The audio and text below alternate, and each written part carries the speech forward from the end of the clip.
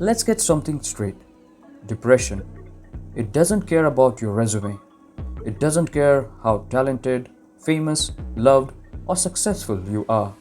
Think about it. Anthony Bourdain, a man who traveled the world, tasted life in every flavor, and inspired millions to live with curiosity, ended his own life at the peak of his career. Chester Bennington, the voice that helped a whole generation scream through their pain, was silently battling his own. Robin Williams, who made the world laugh harder than anyone could ever do, but he couldn't escape his own inner silence. Naomi Jude, Avicii, Kate Spade, the list goes on. These were not broken people. These were beacons of brilliance who were quietly drowning inside. What does that tell us? That depression doesn't always look like sadness. It often wears a smile, goes to work, takes selfies, and says, I'm fine. But inside, it's a war. And too often, it's fought alone. Now let's talk about data. Because behind the smiles, the stories, and the selfies, there is a storm brewing. According to World Health Organization, depression is now the leading cause of disability globally. Over 280 million people are living with depression today, and many of them don't even know it. In teens and young adults, especially, suicide has become the second leading cause of death. And post 2020, the numbers exploded. Lockdowns, isolation, doom scrolling, and digital overload poured gasoline on an already burning fire. But here is the worst part. Most people never get help. Why? Because they think what they are feeling is just life, or worse, that it's their fault. But it's not just life, and it's definitely not their fault. So, this is our decoded version here to shine light on what's really going on and give you the simple developed tools to take your mind back. If you have been functioning, holding it together on the outside but falling apart inside, that's high functioning depression. You show up, you smile, you are fine. But when no one's around, you feel empty. You feel guilty for feeling this way. You might even think you're just being too sensitive. But this is not sensitivity, it's emotional fatigue. And over time, this invisible weight gets heavier. Your brain starts telling you are the problem. But no, the problem is you're being coping instead of healing. Even when life's a mess outside, your brain can be a palace, but only if you choose to be its architect, not its tenant. Let's get real. External triggers like money, success, praise, love can make you feel good, but they don't own your happiness. You do. Therefore, to give you a hand to climb from the pit of depression, we have decoded this topic and come up with a simple tool that we have designed at Decode Labs. We call it internal mental coherence.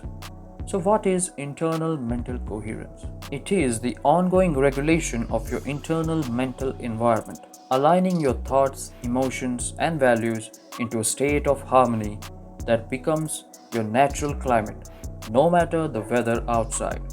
Imagine being emotionally stable, hopeful, and at peace even during job loss, heartbreak, or social rejection. Not because you're delusional, but because your happiness is anchored in interpretation, not circumstance. So, how to practice internal mental coherence? Step 1. Recognize the illusion of reaction. Catch yourself when you say, this situation is making me unhappy. And flip it. My interpretation of this situation is making me unhappy. Trigger is not equal to emotion.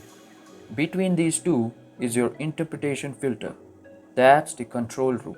That's where the freedom lives. Step 2. Install the happiness is my default mindset. Write this daily or say it in a calm mental space. Happiness is not a reaction, it's my chosen mental posture. I create my mental weather regardless of the forecast. Visualize your mind like a garden dome, sealed off from external storms. You can see the chaos, but you don't let it shape your soil. Step 3. Align external actions with internal values. This part is crucial. Don't neglect the world.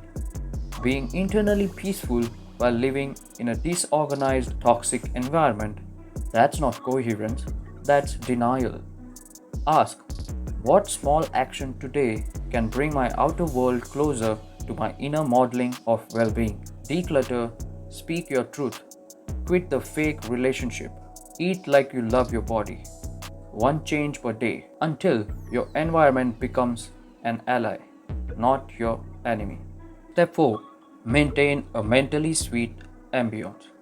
Treat your inner world like a sacred space. No gossip, no complaint loops. Play the music you love. Use scents, textures, colors that make your nervous system go wow. Speak to yourself like you're both the king and the child within. A skewed lifestyle, whether it's too success focused, too stagnant, or too disconnected, breeds imbalance. And imbalance is a breeding ground for depression. Happiness is not about feeling good, it's about being in tune internally with the truth, values, and intentional perspective. You might feel like depression has built a cage around your mind, but what you don't see yet is that the lock is on the inside. And here's the truth most people won't tell you: depression can be easily overcome. Not overnight, not by pretending, but by small, brave steps taken consistently, with support, with awareness, and with a fierce commitment to come home to yourself. Comment below if you have ever felt depressed. There is nothing wrong in feeling so. We are here to give you a hand as a friend.